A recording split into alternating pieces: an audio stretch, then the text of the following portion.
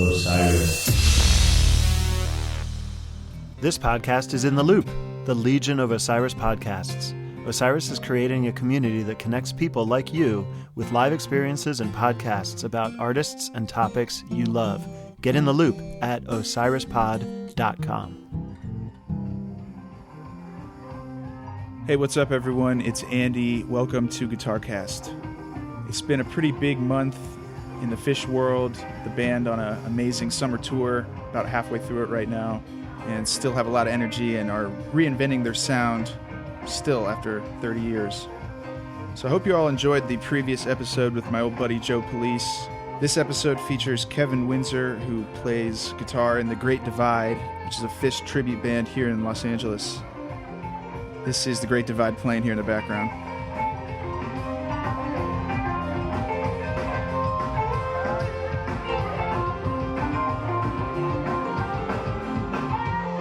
And later on in the episode, Kevin gets out his guitar, I get out my bass, we play Back on the Train, Chalk Dust Torture, and Birds of a Feather. And then at the very end, we'll hear all of Maze from The Great Divide at a recent live show. Please take a minute to rate and review Guitarcast on your podcast app, and find Guitarcast on Twitter, Instagram, and Facebook at GuitarcastPod. Follow the Osiris Podcast Network on Twitter and Instagram at OsirisPod, and sign up for the newsletter at osirispod.com to stay in the loop about Osiris concert meetups, ticket and merch giveaways, and live stream events. And while you're at it, follow Guitarcast sponsor Zuri Food on Twitter at ZuriFood and at ZuriFood.com. Here comes Guitarcast episode 32 with guitarist Kevin Winzer. So my guest today on the Guitarcast, Mr. Kevin Winzer from The Great Divide. How are you? I'm great. Thank you. Thank you for having me. So tell me a little bit about The Great Divide. You guys play Phish music. We do. We are a Phish tribute band. We're based out of L.A., really just trying to bring a good show to the people who want to see that kind of thing around town. Yeah. You know, in L.A., when I first moved to L.A., there wasn't much of a jam scene at all. Totally. But in recent years, it's sort of picked up, and I think it's nice for us because, you know, people want to come out and listen to a band that's willing to play a 25-minute song if it comes down to it. Yeah.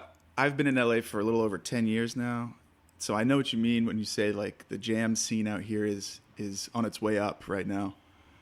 And when you live in LA and you're a Phish fan, if you're like me, you only get to 1, 2, 3 shows a year if you're lucky, because that's how often they're out here. Yep. So with a band like The Great Divide, the fans can go out and see a show, and you guys sound a lot like Phish. Yeah, I mean, I thank you for saying that. I think you're giving us. We certainly try our best to do the songs justice. I mean, where it really starts for me, honestly, is like, I guess it's a little bit selfish because I just love the music of Phish so much, and I'll speak for the other guys too. I know that they feel this way, and since we happen to play instruments, this is just another way for us to connect with the music, and get to sort of take a ride on these amazing songs that the band has created. And really, it's just a really, really fun way for us to experience the band that we love so much. Yeah. So you guys have the Phish instrumentation, right? Bass, we do. Drums, guitar, keys. That's right. And everybody sings. Everybody sings, and I think we all try to have the tools in our toolbox in terms of musical equipment that will allow us to get near the sounds we're trying to make. That can be rather difficult because Phish, at this point, I guess they probably have an unlimited budget to acquire. And it changes every show. Like there's always a new pedal in the mix, or there's always some kind of new effect going on. Seems like. Well, yeah, I mean, Trey just redid his whole sort of pedal arrangement, so now he's got this elaborate switching system. And when I think they posted pictures of it on Facebook, and I was just like enamored with those photos, like trying to figure out like what is going on in there. But Was that on Trey's guitar rig? I don't know. I really like those guys and the work that they do. I think it might have been through the company Custom Audio Electronics that built his switching system. I'm not sure exactly where it like surfaced up in Facebook, but it's out there. You can find it. And I'm sure the Trey's Guitar Rig guys have that stuff going now as well. Yeah. Yeah. I've been playing in bands my whole life and been listening to Phish most of my whole life too. And I've tried to kind of kick around the idea of getting a band together, kind of like you guys did, if only for very selfish reasons, which is to try and fit into that spot that you see the band, that feeling that they've got to have, and have Trey just like unleash a solo with this amazing rhythm section behind him. Yeah. I want that feeling for myself. Right. I think that's one big part of it, like the jam, and I love playing with the guys in the Great Divide. I love all those guys. And we definitely try to like get to that place where we're all in that headspace. The other side of it is the songs themselves, because that's the amazing thing about Phish. They could be either the band that like wrote those songs or a band that did these amazing jams, but they're actually both. Right. And so you get, you get this big challenge on both sides of it. Like right now we're working up Reba, and Reba is a song that like, a lot of music is based on patterns, right? And Phish's music is also based on patterns in a lot of ways, but Reba is sort of less based on patterns than most, from what I can discern. Yeah. So it's like very like melodic line based on the guitar, right? And so you sort of just have to learn it all. You don't get those cheats where you've got a little pattern that repeats, just chord progressions or some kind of line or something. Sure, or like like Squirming Coil, for example. It's another song we're working up right now, and it sounds like it's one of those songs if you just kind of listen to it, like, oh, it's got this whole like melodic section. But if you start to break it down, you realize that a lot of this stuff is like repeating motifs. So it's really like a lot of it is this kind of thing.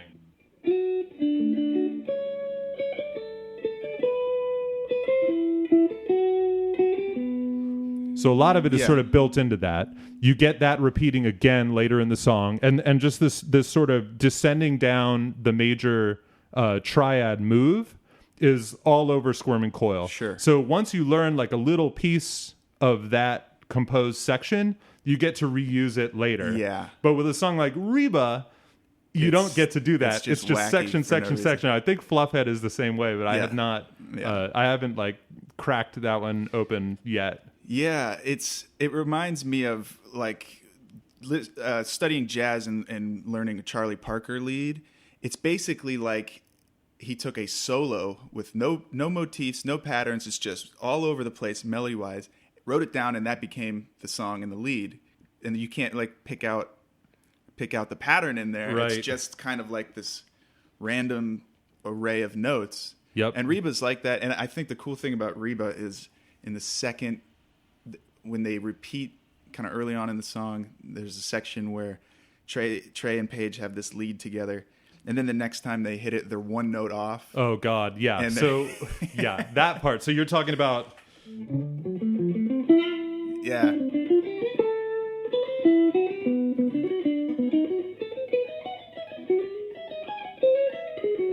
Yeah. Or something like that. Yeah, and then the next time through, I think, I forget who's in front, but one... Paige is in front. Paige is in front by one beat. Yes. So, and actually, Phish does this kind of thing a lot, where you're sort of, one instrument is sort of pursuing the other instrument. Yeah.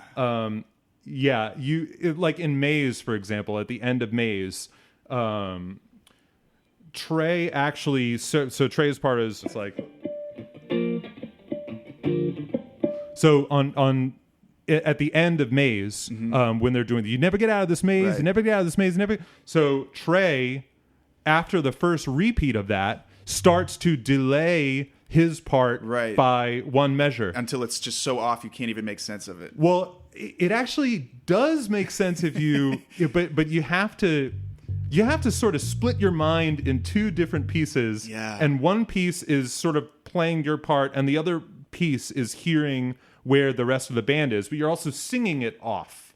Yeah. You're singing it off time. And I think Fish just, especially their early stuff, they seem to just love doing that. Yeah. It's such a cool effect. And then at the very end of Maze, they're all playing separate time, and then somehow magically they all land on. Yep, which is like that ending is hilarious. I think when people hear it for the first time, I think they're like, "Oh, this band isn't like taking it serious." And I mean, they Fish is like a very lighthearted band a lot of the time, but for me, it's like after this huge epic rager like Maze, it's just sort of saying like, "There's nothing else to say." Just a shave and a haircut. Yeah, it's just let's just put a button on it right there. Support for this podcast comes from Zuri Food, all natural, all human grade dog food, offering 4 different diets to optimize nutrition for your pup. And now, 2 different kinds of dog treats as well. Visit www.zurifood.com today to order yours, because pups are people too. Maze has for a very long time been my favorite Fish song. I'm a huge Maze fan. It's got definitely everything up there for me. It's got great lyrical content. Yep. It builds from at the very beginning when you have everybody playing their individual kind of signature parts, and the song itself is like a maze because they go through these sections. It's got one of the most screaming peak solos of all the songs. 2 of them, really. I mean, the organ solo, and the guitar solo, just both of them can just build up into these ragers. Yeah, and then they bring it all back to the quiet. It's a really great tune. I have my favorite versions of them out there. Yeah. The 98, I think it was the Prague 98 version from Summer 98 is just like ridiculous. Yeah. But I'm always happy to hear that song. Any of the songs on Rift, I mean, that album for me is one of my favorites lyrically. Yep. Shout out Tom Marshall. Yeah, definitely. I mean, that album is just full of amazing poetry. But I love Fish's lyrics, and I will say another challenging aspect of being in a Fish tribute band is trying to sing the lyrics properly. Yeah, they have hard enough time with it. I mean, they're just really hard. Like again on Reba, it's like we all know that song sort of. We can all sort of sing it along. But when you actually tried, like if you went down with a pen and a pad of paper and dip a ladle, you're like, wait a minute, what is that? What is that lyric actually? Or like saying the word vasoconstrictors in Chalk Dust Torture. It's like, that is a hard word to sing at a fast tempo. Fast tempo. And then you've got like, you're singing in rounds and you're doing all these things. So I think their lyrics and their vocal sort of the vocal chops that are being exhibited, I think are often overlooked in Fish. And I think that's not fair, man. It's not fair to those guys. Oh man! So, when was your first Fish show? My first Fish show was Cow Palace, 1996, and I was a listener for a couple years before that. I sort of came in from the Grateful Dead school of it, but 96 Cow Palace, and then I went the next night to Arco Arena in Sacramento, and I just remember I was living in San Jose at the time. And I was driving up to that show with my buddy Eric King, and it's like a 3-hour drive. I'm calling him out because I still like give him crap about this. It's like a 3-hour drive. We're 2 hours into it, and he's like starts patting his pockets like tickets.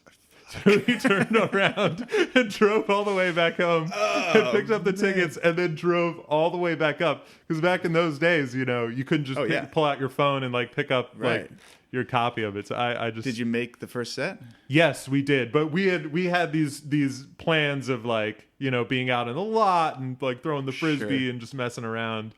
And we couldn't do that. So I just got to call that out, man, because I think I'll probably never let him forget that if I can help it. Yeah. I bet you he's never made that mistake since then. You know what? I kind of bet that he has, but yeah. But yeah, so I've been going ever since, and I guess this year, since we are in Fish season, I'm looking forward to the Forum shows. Yeah, We me got too. 2 of them this year. Yep. That's exciting. Yep. And surprising, kind of. They seem to really like the Forum. You Yeah. know, they've been, I don't know, 4, maybe 5 years in a row at the Forum. So, and it is a great concert venue. I really like it there. The lot could be a little better, but Yeah, what are you lots a gonna do? little You know? little crazy, but yeah, it's a good venue. And then we get the Halloween close by this year, Yeah. so I'll be doing some of that. Cool. Always love to see a Halloween show. Yeah. So, did you grow up in California? Or? Nope, grew up on the East Coast in Maryland. Maryland. Okay. Yeah. I'm from Virginia. So. Oh, right on. Yeah. Yeah, but I mean, the ironic thing is I didn't see a Fish show until I moved to California. that is ironic. If I'd gotten into them out there, imagine how many shows I could have Yeah. seen in those years. Yeah, man, I'm just grateful for what I can get at this point, Like, I think in 98, I saw, I think 13 shows that year. And, I mean, those days are unfortunately, Yeah. behind me. I can't, manage it now. But I'm just so happy for whatever I can get, you know? And they sound awesome today. They sound amazing. They sound so good. Oh my God. The way they continue to innovate is just I feel like it's unprecedented. Yeah. What band has been going that long and continues to transform themselves Exactly. while still retaining what you loved about them in the first place? It's a really hard needle to thread, I think. Yeah, it is. We are very lucky, that's for sure. We are so lucky. But yeah, so it's a very exciting time. A lot of my friends are heading up to the Gorge right now, and I'm like, ooh, the Gorge. know. But what can I do? So what other songs does The Great Divide play regularly, or what are you guys working on? What are we working on right now? So we sort of we slowed down on shows for the next couple months just so that we could build up some more material, and because Fish is touring, we're like, well, take our foot off the gas and just practice and stuff. So Reba, which I mentioned, Squirming Coil. Right now I'm really loving Divided Sky. Mm-hmm. We played it a couple times, but it's got one of my favorite lines to play, this guy right here. Oh yeah.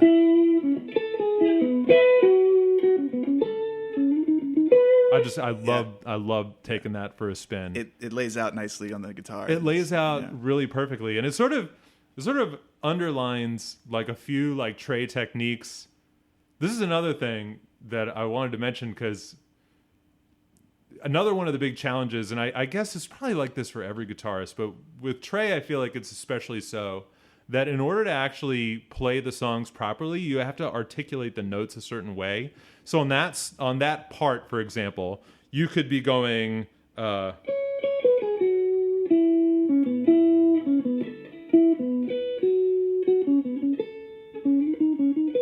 what you really have to do is bend into everything. Yeah. And sweep into everything. Yeah. So you can't just learn the notes. You also have to learn his articulations, and he's just a very idiosyncratic player. Yeah. And forgive me for all the clams that I'll certainly play, because you really have to keep these babies fresh. Yeah. Because you yeah. lose those tricky little There was a nuances time quickly. when I was a teenager and getting into Fish. I was learning all this stuff. I was just sitting in my room, just going nuts, listening to Fish and a lot of others. And then you learn them up, you've got them, and then if you don't play them for even a couple of months. Yeah. And you starting back over. Yeah, I mean, I feel like you don't even know these songs until you've been playing them for a couple years, I think. Yeah. When sometimes we've put in songs that we've only rehearsed once or twice, and I'm actually not a huge fan of that, because you can sort of we want to get a little deeper than just getting through the gist motions. of it and going Yeah. through the motions. We really want to understand the songs better and make sure that we're picking up the nuances that make the songs so special, and that just takes time. So there are songs that we've The Curtain, for example, we've been playing that lately, and it's just full of these little tidbits that you have to do, or else it doesn't sound right, but they can be hard to hear. Unfortunately for the guitarist, with like the internet and YouTube, I have this huge resource of just, Absolutely. Yeah, I mean, I can watch a lot of this. It's crazy. being done. Like, man, I spent a lot of time in the early days before YouTube hitting pause, play, pause, Yeah, sure. slowing stuff down, going note by note and taking hours. And that's not just Phish, that's guitar technique in general. Sure. And now, you can go on and have free lessons with some of the best players out there. So I try to learn it by ear on my own, because really the learning process is where you really start to internalize stuff. So for example, if you took it all the way to like you're getting tablature and you're just reading off the tablature and sort of playing along while you read, you're not going to understand the song very well. And if you take the tab away, you're lost. And if you take the tab away, you're lost. And you'll never have your footing. So I'm a fan of getting like a strong foundation of doing that work that you just mentioned, and doing it by ear, just to make sure that I'm building on solid foundation. Who I really feel bad for is my keyboard player, Josh, because when they show Paige, how often do you actually see Paige's fingers? Hands, yeah. And how often do you see them for more than like 2 seconds? Usually it's just the side of his head, and that doesn't help Josh at all. You got Trey, you got any video of Phish is going to have like Trey's hands exactly 90% of the shots. And the piano, honestly, like it can be hard to figure out the right stuff, because he's playing these chord clusters and these chords just generally that it's hard to discern like note for note, and on 4 or 5 different keyboards. So it's not an easy task for him. I'm sure he enjoys figuring it out. There's times when we all get frustrated sometimes, and it's like, we just sort of throw up our hands. Like I'll tell you, like Yem is like that. That's like, maybe it's just because of the way I play or the way I've learned, but the sort of sweeping arpeggios moving up and down the neck take me a long time to just practice and learn. Yeah. And same thing, if you get off by a note, you're in trouble. Like getting back on that track is difficult. On Yem, that's right. So you try to build in sort of re-entry points. Yeah. But on Yem, like there's maybe coming fast. I think there's one re-entry point like halfway through that you can get on, but it's really hard. And I mean, the band, the Phish themselves, like, it always sounds amazing. It's not like it's ever like technically flawless, for whatever reason. I think just because it's so hard, and just the speed and the energy of playing, and it's not important that it be technically flawless. It seems like it's more important when it's the tribute band, because it's like, if you can't play it right, then what are you even doing up there, man? Like that's sort of how I feel sometimes. A little bit. I get overthinking it. No, I get what you mean. Because like I play bass in a band called Jack of Hearts, and it's a Bob Dylan in the Band. Oh, nice. Tribute. And we have the same thing where if you go back and listen to Dylan in the Band recordings, they're sloppy, there's mistakes, stuff's out of tune, but if we go up there and play out of tune and play sloppy, we don't get the same pass that the band does. No, absolutely not. So Phish can go up there and just butcher a section and people kind of laugh it off. Yeah. But you're right, if you guys go up there and you can't pull off a song, it's like you don't get the same pass that Phish gets. Now that said, I have butchered songs on stage before, and I appear to have gotten the pass. So I'll say this: the people who do come and see us are like, they're awesome people. Sure, They're get it. They're so like, I so appreciate them coming, but they're just like super positive and enthusiastic about it and having a good time. And it's a band playing Phish music, and I've seen you guys, and you guys do a lot better than maybe you critique yourself as. Oh yeah, we're definitely harder on ourselves probably than anybody else is. At the St. Rock show a few months ago, I just went outside to get some air, and the sound of the band coming from inside, it just sounded like you're outside at a Phish show. Nice. I mean, maybe that's how people should hear us then. Like, don't come into the show. Just sit outside. Sit outside and sort of get the ambient sound of it. Yeah. But I mean, like the tone of everybody is pretty dialed in, and the vocals are there, you know. Yeah. So yeah, we put a lot of work into it for sure. cool. Well, let's play some Fish songs and then Right talk about Fish some more. Right on. I like it. We'll do a little bit of this. Yeah.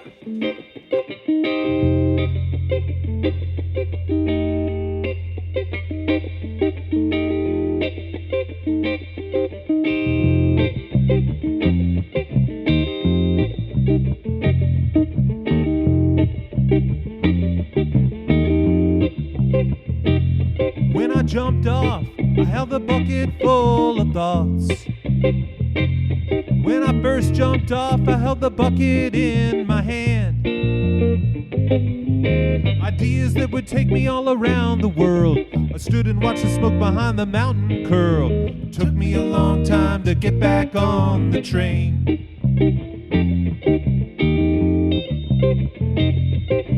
Now I'm gone and I'll never look back again. I'm gone and I'll never look back at all. You know I'll never look back again. Turn my face into the howling wind. Took me a long time to get back on the train.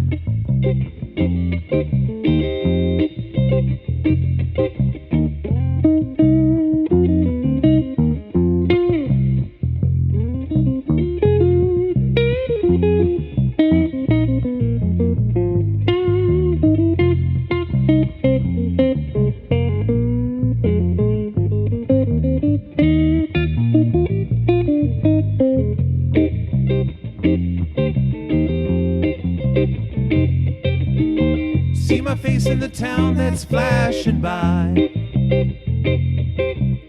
See me standing in the station in the rain. See me running there beside the car. Left it all behind me and I've traveled far. It took me a long time to get back on the train.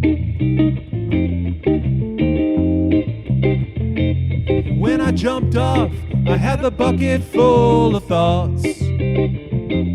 When I first jumped off, I held the bucket in my hand. Ideas that would take me all around the world. Stood and watched the smoke behind the mountain curl. Took me a long time to get back on the train. Took me a long time to get back on the train.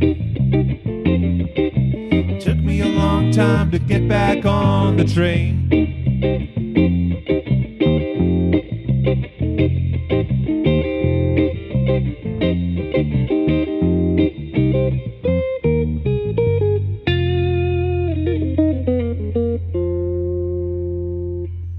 Yeah. Love that song. Did you hear the version they played in Tahoe the other night? Yes. Woo! Yeah, man. Yeah, the both shows in Tahoe sounded really, really good. Yeah. Really, really good. The Down with Disease with Trey was kind of letting some new stuff fly. Yeah, he's got some new stuff. What have you got, Trey? I'm into it. Right on.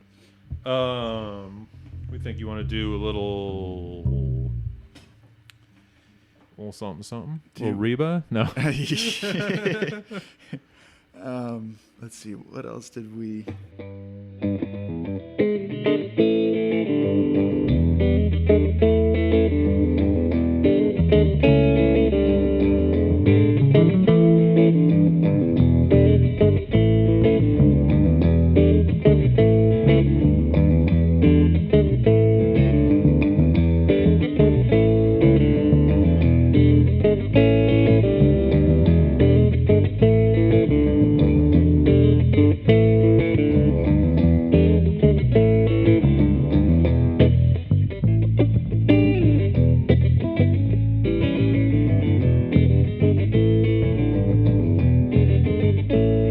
Come stumble my mirth-beaten worker. I'm Jesmond the family berserker.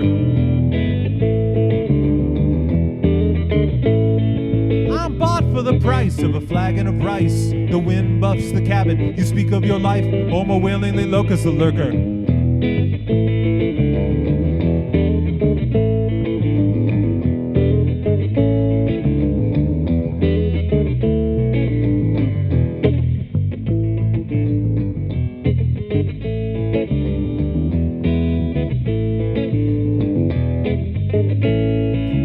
use what you can of the ending, and revise you'll despise so impending. 'Cause I soak on the wrath that you didn't quite mask. I'm getting it clearly through alternate paths all mixed in with the signal you're sending. But who can unlearn all the facts that I've learned? I sat in their chairs and my synapses burned. Torture and chalk dust collects on my tongue. Thoughts follow my vision and dance in the sun. While my vasoconstrictors, they come slowly undone. Can this wait till I'm old? Can I live while I'm young? Can I live while I'm young? Can I live while I'm young? Can I live while I'm young?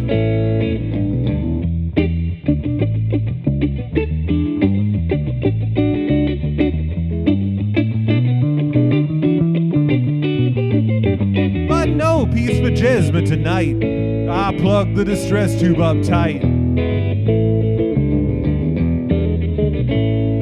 And watch what I say as it flutters away to when all this emotion is kept harmless at bay, not to educate somebody's fright.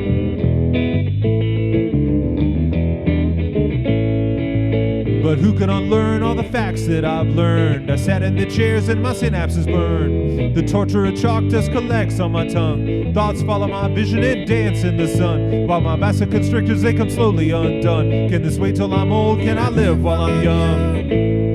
Can I live while I'm young? Can I live while I'm young? Can I live while I'm young?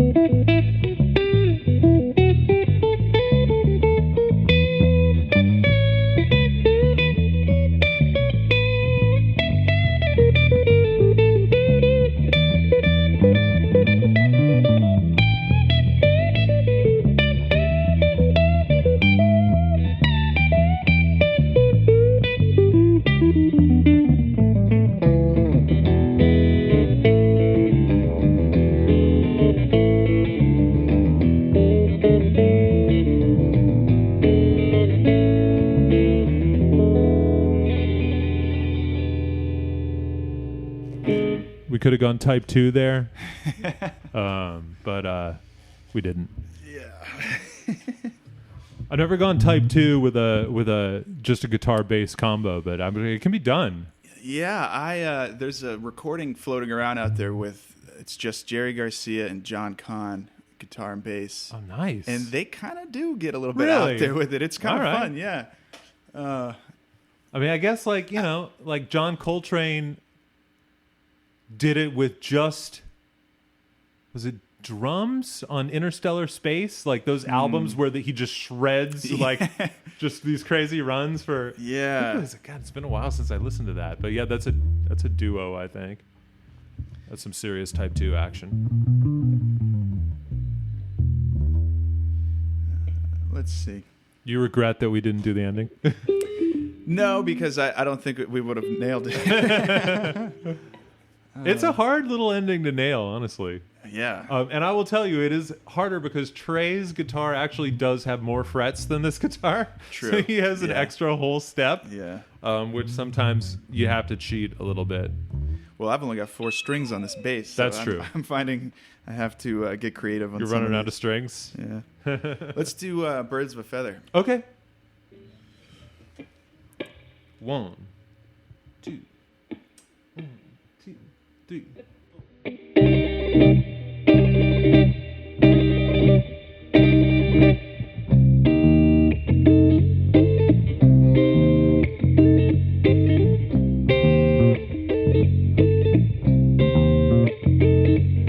It's easy sometimes when you just coast along. But like it or not, something always seems to go wrong. Sometimes people build you up just so they can knock you down. Sometimes they will have you there because they need someone around. Perhaps you'll receive invitations for tea.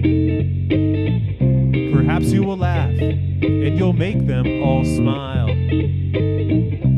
maybe you'll join them, 'cause it had to be.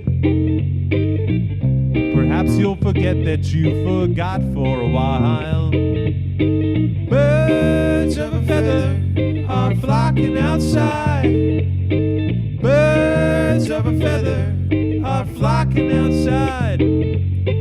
Birds of a feather are flocking outside.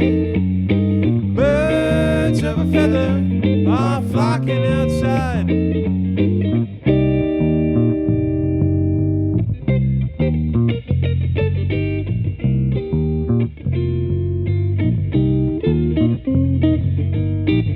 Like whippets they dance in a curly Q dance. And pulses and ringing and campfire chants. A ritual drumming, although at first glance you thought you could run, but you won't take the chance.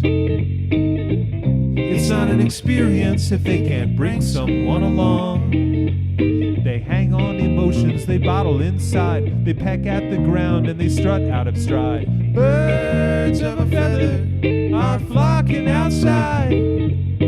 Birds of a feather are flocking outside. Birds of a feather are flocking outside. Birds of a feather are flocking outside.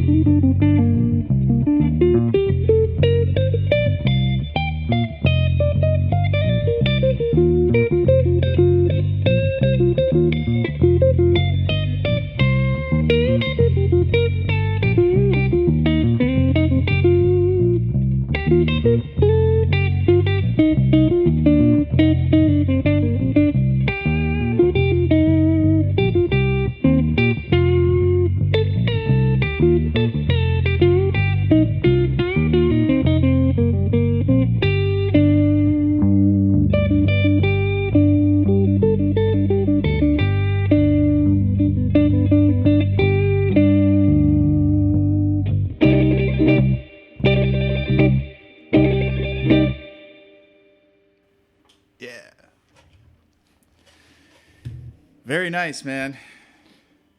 Love playing them, man.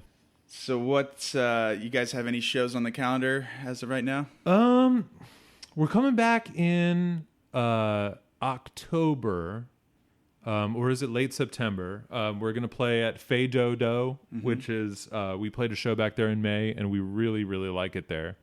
And then we're going to be playing with a band that hopefully your listeners have heard of or will hear of soon, called the Higgs.